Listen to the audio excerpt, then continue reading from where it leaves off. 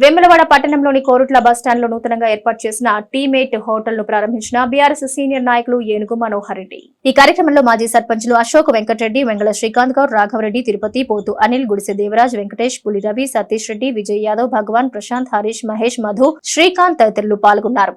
అనంతరం యజమాని పరశురామ్ గౌడ్ గారికి శుభాకాంక్షలు తెలియజేశారు.